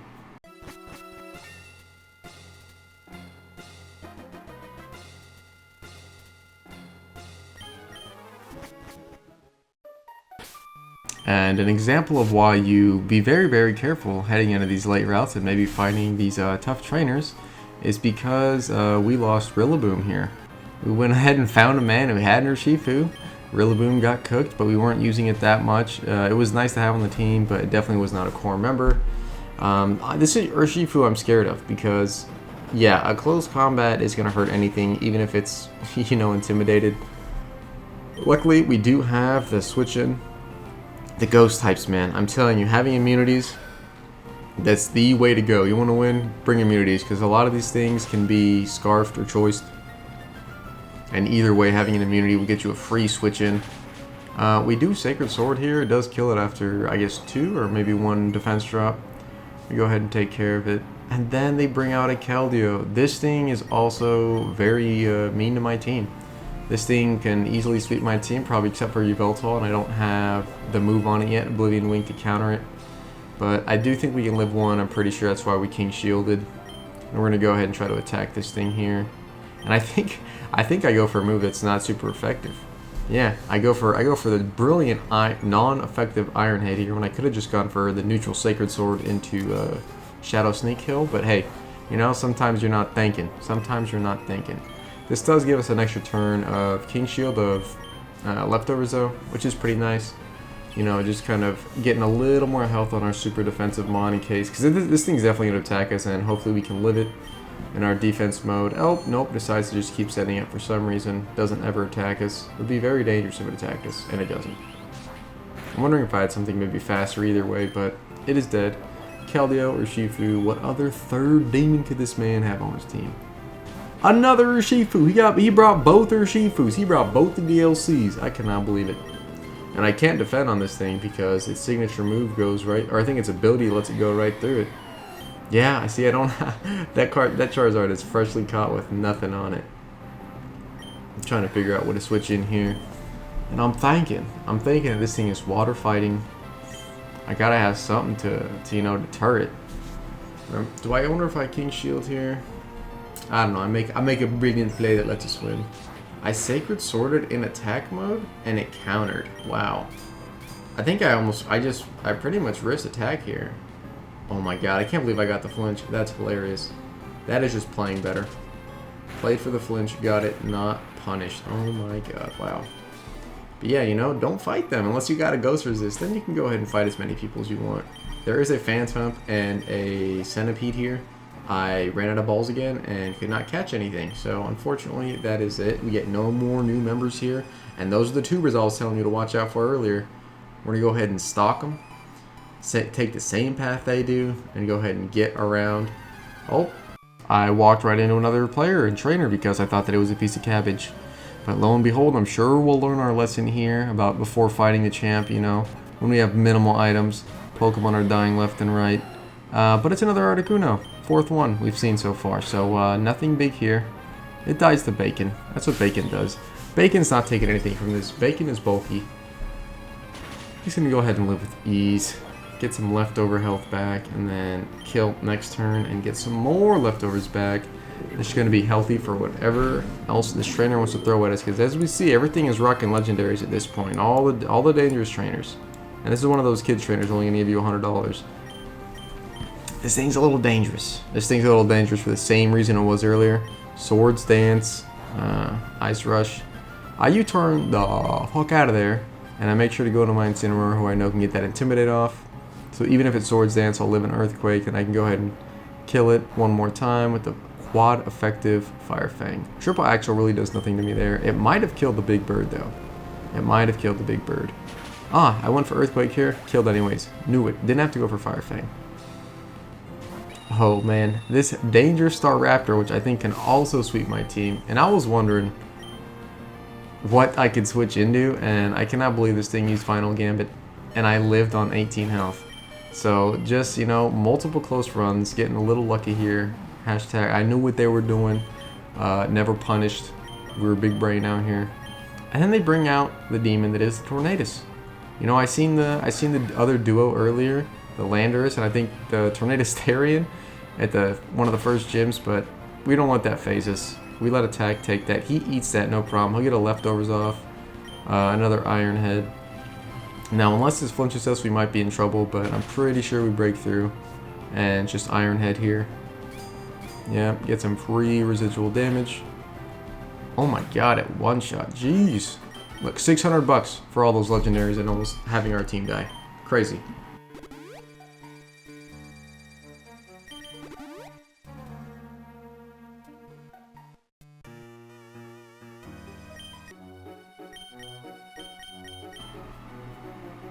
We finally make it to a full rest stop. We're able to go ahead and teach this Charizard some new moves. We're going to go ahead and make it a Charizard Y. I didn't have enough money, but I think after beating all those trainers in the woods, I did have enough to go ahead and scrounge together a Charizard Y, Ite. And we're going to go ahead and take on the champion with a super pumped up Charizard Y, which is awesome because, like I said earlier, you know, that first icon, that weather, Charizard Y gives us our own weather. We are mainly a fire team, and I'm pretty sure the champion always has some sort of weather, so it is nice to have some sort of weather control that is your own. And this thing would not be complete without a Solar Beam TM, because it's going to have the sun, it's going to have a one-turn Solar Beam, and that's going to be a strong grass move that this fire type can use against any water type, any ground types, and it should one-shot them. We do get all of our natures right as well, so we're going to go ahead and teach Charizard. Oof. That beautiful Solar Beam, rocking a stacked moveset here, ready for any situation. Really just a hard hitter, because at this point we want to kill as many things as we can, get this run over with. I think, we definitely, see? We finally get some more Pokeballs here, and then we're going to go ahead and take on the champion, because there is one more fight after this first champion here. And we want to go ahead and make sure that we can fill those slots. We don't know who's going to die in this next one. Need as many Ultra Balls as we can relative to how many heals we got. Rocking a little low on the full restores in case we got a PP stall some, but you know what? We're risking it.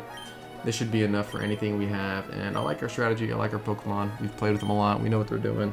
They're coming here to kick ass and take names, and they're all out of taking names. And this, of course, leads us into our champion junior fight, as I like to call it. It is, I believe I'm fighting, oh no, I'm fighting Lance here, but I know some of the other trainers you can fight include Wallace. And I know Wallace does set his own reign, which is why I was very, very happy to get this Charizard Y. Really a blessing in disguise late game here, because it would change any weather they have, and obviously water I think is pretty effective against my team. That water ice combo would tear it apart. So having a drought user to at least weaken the water moves, if not KO everything, is pretty nice. We mega evolve our Charizard Y here. Very cool. I wish it had bigger wings on the sprite, but that's really my only complaint. Obviously this does everything the regular Charizard Y does, which includes running through everybody's team because it is so damn powerful. Oh man, I love using Megas. I really wish they could come back. I hope that they do. I know that in the recent Scarlet and Violet leaks and things like that, we do have Gen 1 through 9 sprites, including Mega Evolutions. Don't know, doesn't really mean they'll come back, but hey, we can always wish. I do bring Incineroar in here. I know Zekrom's a physical attacker, and if it tries Dragon Dancing, the only thing it'll do is be faster, but probably won't kill me. It opts for the Bolt Strike. I think this thing, I was believing that it might be choice at some point. We do have Sunlight, we do have Leftovers, easily the best item in the game. Go for the Earthquake here. He DDs this turn to get a +1 speed, but I'm pretty sure a +1 Bolt Strike won't kill me, especially not after the Leftovers damage, which is another huge reason why it's just one of the best items in the game. Is it gives you health back, and if your Pokemon are bulky, then you're not taking anything. He also has Leftovers, see? This is what champions use, they use Leftovers. What do I go ahead and do here? Probably another, oh. Okay, I don't know why they didn't attack, but I guess maybe they saw the double Earthquake, figured maybe I was choiced, even though they saw the Leftovers come out. Latios is really not the biggest threat to my team. My team pretty much pieces up Latios, anyone who wants to. I was checking here to see who's a little bulkier, and obviously Bacon. Bacon's a little bulkier. As we saw Bacon live a super powered Z move earlier, I think it's fair to say that he's one of the most bulky. If this thing decides to go for a dragon move like Draco Meteor, I figured I'd live it anyways. It's not going for a Thunderbolt, it's not going for anything different. It goes for an Earthquake, a physical move, unsure why. And one Sucker Punch is enough to take it out. One of the biggest threats on his team, a Mega Latios, something it's very, very dangerous. He opts to bring back in Zekrom, but I'm pretty sure it's not faster than Bacon. And I just knock off here, since I know it does have an item. Go ahead, kill it. That is 3 down, that is half the champions team. And we haven't lost anything yet. And of course they have to have their own Yveltal, because what would it be if it wasn't Yveltal, best legendary. You know, it was just ironic at this point that we ran into an Yveltal, since this thing has carried me really a lot in the late game here. He has Rock Slide. I don't have Rock Slide, but I know I got some counters for this thing, and that's really not what I'm worried about. I bring an attack on the Rock Slide. Yep, figured it's doing nothing to me. And even if this thing were to even Dark Pulse or maybe knock off, it probably wouldn't kill me. I'm pretty sure I was living any attack this thing was sending me. And for some reason it uses a Heat Wave. That kind of does a lot. If Drought was up, it would do a lot more. Thankfully, Drought is gone. But Heat Wave also has a chance to miss, so it's kind of a bold move on their end. Go for the Iron in here. Doesn't quite kill. We can get our Leftovers. I'm going to switch back into Incineroar because I don't think Yveltal has anything to really hit me with that's really good at this point. I think it is -2 Intimidate, so even if it hits me... Oh my god, is that the Meow Meow? There's a cat around here lurking, and if you hear him in the background, that's what it is. It's a real life Pokemon. But I knew this Yveltal was not going to do anything to Incineroar. He was going to piece him up. I do get flinched here. You know, it's a little bit of the hacks of Pokemon. And I think I was debating here if I wanted to switch back into attack or if I just wanted to full heal up. I do end up opting for the Aegislash switch on a Rock Slide, knowing I'd live it. I probably King Shield here just to get back extra health, knowing this thing doesn't have a setup move and isn't really a huge threat. No, I go right back into Incineroar. Wow, very bold play by me. if it had chosen a different move, it probably would have done a lot more. But yep, Dark Pulses. Even though the Intimidates are going off, it's not doing anything to dampen the Dark Pulse damage, but Dark Pulse really doesn't do a lot to me. I think even with a crit flinch, it probably wouldn't kill me.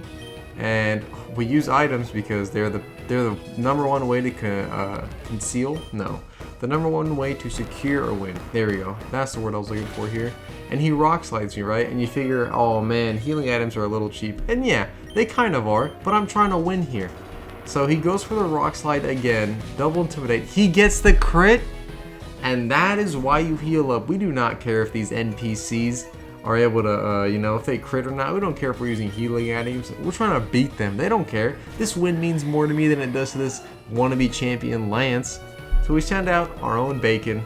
He's going to take care of business. He's living anything. We saw that Rock Slide did nothing. And Rock Slide's not going to do anything, especially since it's -2 thanks to the Incineroar. So Bacon is living everything.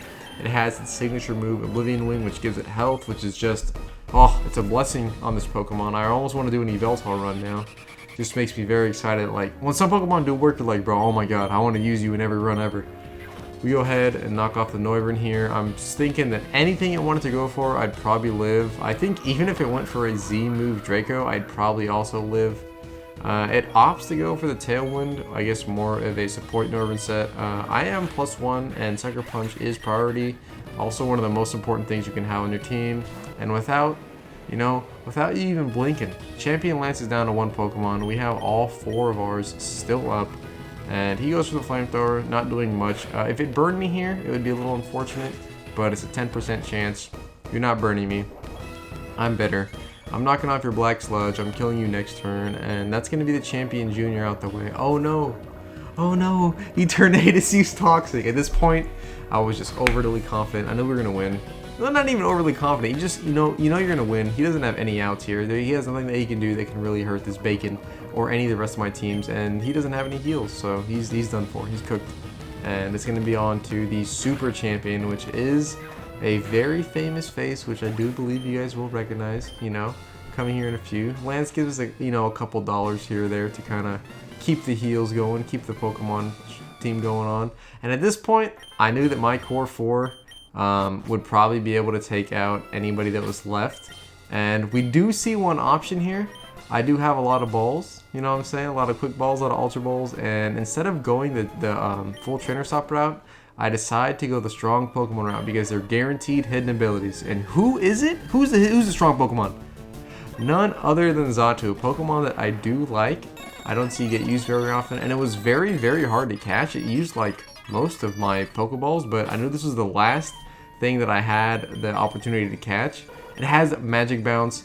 It's got some good moves. It has Roost, U-Turn, Toxic to stall out. It has Magic Bounce, so if they try setting up any hazards, we're gonna go ahead and piece them up, take care of business like we usually do, and we take full advantage of this full rest stop, acknowledging that this is our last time before fighting the champion. We want to spend all our money, we want to get rid of all our Pokeballs, we want to give everybody items, we want to get everybody decked out to give us the best opportunity to win. So we are not putting, we're not letting any money slide here. We're not keeping any money in the bank for any reason. We go and try to teach Xatu some different moves. I was trying to decide here on what to teach it because I kind of figured that Xatu with Mirror Bounce or Mirror, whatever its ability is. Forgive me, I've forgotten it this time, but whatever its ability is, I just kind of wanted it to set up light screens with some light clay here and then let something else sweep, or at least something else take a lot of hits. And it's, not everything goes to plan, but that's okay. We do teach it Psychic here, I think, just to have some nice stabs, so even before it dies, it should probably get off a hit. It'll probably be faster than most things, just considering it is a flying type. It is missing a couple levels, and I did sell all my rare candies, so I don't have that available to me. But I do have some nice moves. I will be able to teach you some TMs if needed to and buy an item for it. So it will be a nice member to have, a nice addition to the team.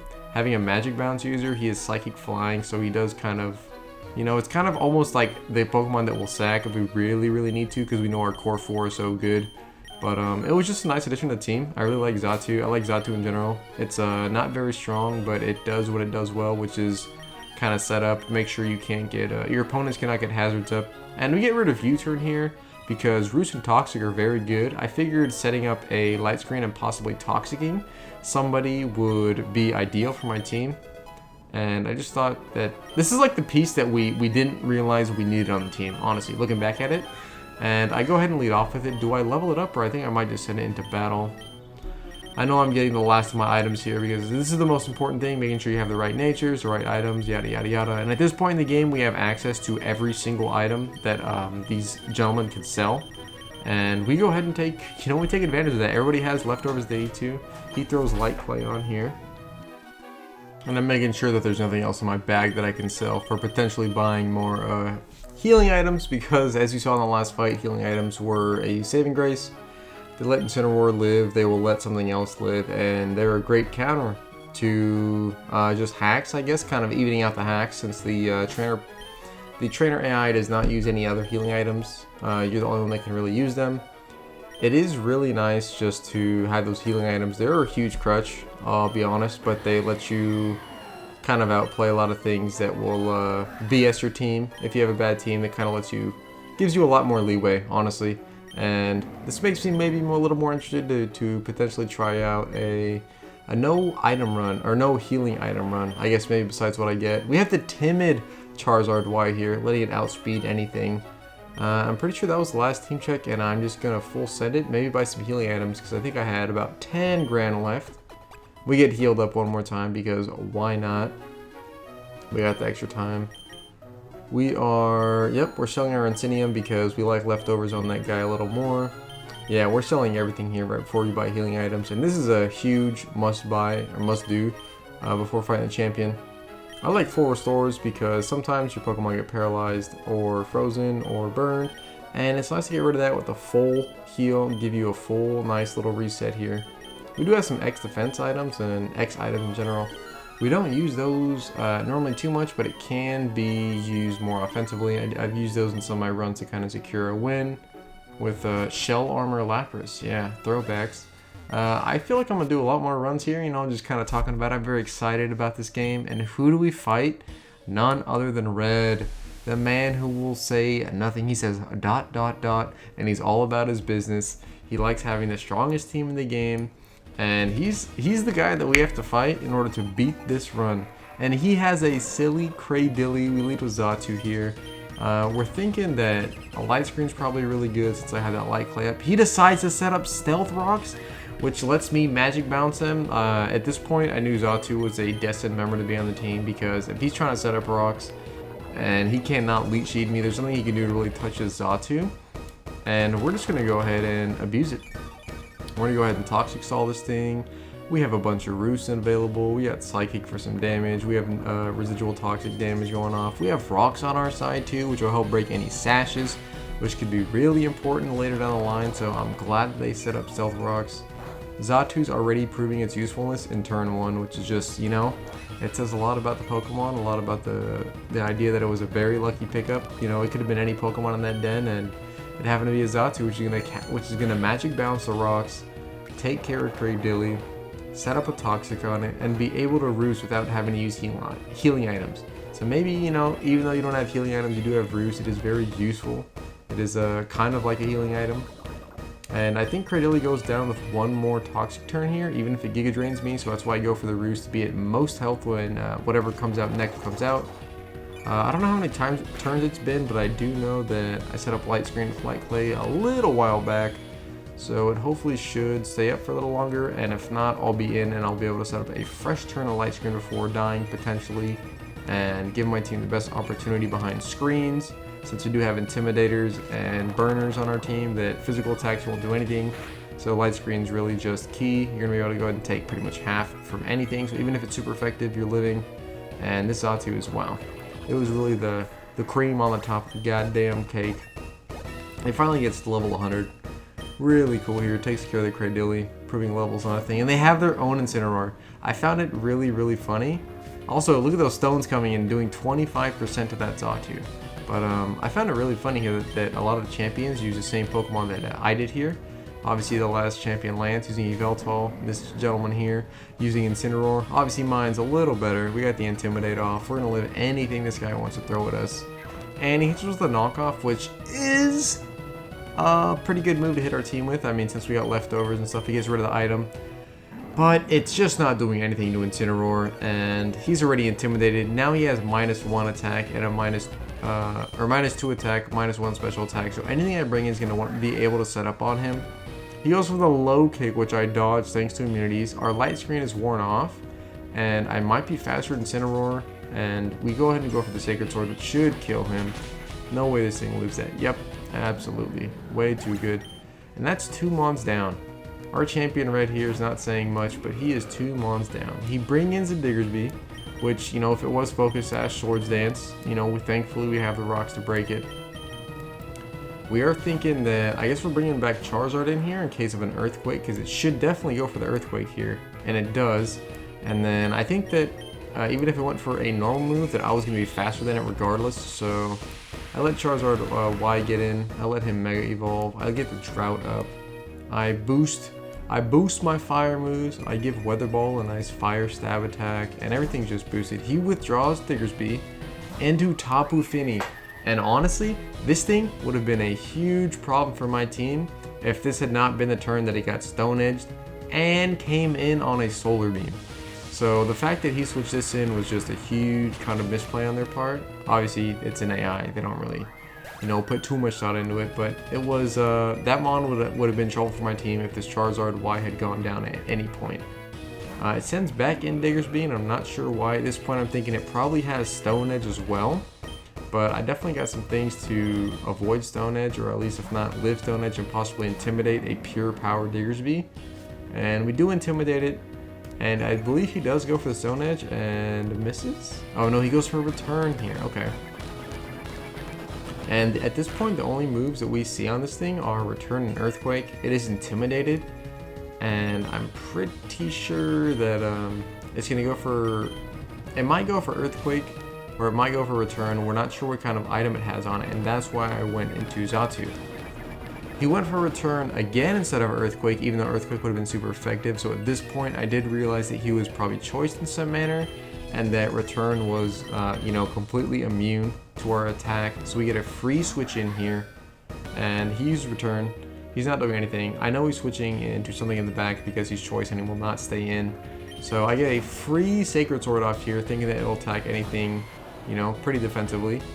Anything that he should bring in should do a nice little chunk of damage. Unfortunately, not super effective against Venusaur and resisted, but we will have the free turn of leftovers, of healing. The Sunlight's gone, so even if it happened to be Chlorophyll or Mega, it was not going to be able to use our Drought against us, which is awesome. He Mega evolves his Venusaur, which I will say Mega Venusaur is a really good Pokemon. It can be really good in certain situations, and it's very, very, very bulky, and it has a lot of longevity. But a King Shield is not going to let it do anything. It uses Hidden Power. I think at this point I figure it's probably super effective, and Bacon is going to live anything it just wants to throw at me. Giga Drain, Earth Power, Sludge Bomb. It's going to live anything, and even if the Hidden Power is Ice, I'll probably live that as well. Go ahead and get some extra leftovers off and really just kind of relax against this thing. And even if it was a super effective Hidden Power, I'm pretty sure Oblivion Wing was going to kill it and restore any extra health to me. So, of course, we go for the Oblivion Wing. The Hidden Power is probably, I don't know, ground at that point? I guess it wasn't ground if I didn't evade it, or it wasn't immune, so don't know what Hidden Power that was. Champion Red is down to 2. We understand this Diggersby is choiced at this point, and it's really just a wrap because it's not going to go for Earthquake here. It's going to go for Return, and that lets me bring in attack, the Ghost type, which lets him be immune. It's amazing. We have this Diggersby. If he didn't have this Diggersby on his team, he might have had a much, much, much better team. He had a Vivillon, which maybe potentially could have Quiver Danced on me, but those stones that he set up for me, thank you, Red, is really his own demise here. Vivillon is not living that. It's not living an Iron Head. It wasn't even faster at any point. And then he brings in Diggersby, and obviously he has to go for the Earthquake here, has to lock himself in. He takes stones for the umpteenth time, and his Earthquake is going to do nothing to me because I have Flying type Pokemon on my team, and I have immunities. So his Choice Scarf Pokemon is literally completely useless, and it's the last Pokemon he has, and it's great. And this is just how we outplayed Red, you know? Sometimes, you know, he thinks he's that guy and he's not that guy, and he needs to be told that he's not that guy. He needs to be shown that he's not that guy, and that I am. With my 5 Pokemon, I came in tier 6, didn't lose a single Pokemon. I don't think I even used any healing items in there, so that was really the fairest fight of them all. and we take care of him. And that concludes our Legendary Claws run that started with Kyurem and Incineroar. Only Incineroar made it to the end. I'm very unfortunate. I think this is the first time for my runs that I bring the whole team and they're all alive in the end. So that's kind of exciting, kind of new for me. Really cool. The main 5 here with the wonderful addition of Xatu. This core is really solid. 2 dark types. That's amazing. Ghost Steel. So we had a Resist. We had a Magic Bounce user. We had a Mega. We had a Legendary. This team was stacked. This team was, it's a little bit of luck. It really is. We didn't gather all of them at the same point in time of the run. Nice little 5-hour run. Obviously a little speed up in there, but hey, we don't really care about that. The time's kind of cool, but I think that is my fastest time for a run. But that concludes this legendary Pokemon Emerald Rogue log. And we log back in just to see what extra gifts we get. Get a little 12,000 on the wallet. We go ahead and save the game. We think about what our next run's going to be. And if you've made it this far, please drop a like, drop a sub, drop a comment about which runs you'd like to see me run. If you haven't gotten the game, and you want to try out a vanilla run, let me know. I might make a video on how to best complete that. We have 53,000 now in the bank here. I think we got a new addition to the bank. As you can see, here's the hub world. It's a great, this is just another part of the world that we didn't see because until we complete that run. We don't see it for a while. We can buy Mega Stones, we can buy items, we can change everybody's nature. It's great. We do hit a Safari Zone, probably because I wanted to catch something. Or maybe just to show what else I could start our runs with next time. We have some Charmanders, we got some Heatran, some Lapras. We have a lot of Pokemon here that we can do. Oh, I guess I wanted to do a Charizard run because of that Charizard Y was coming in big. We put Kyurem back in the box, but if you made it this far, thank you very much. I hope you have a wonderful day. Take care.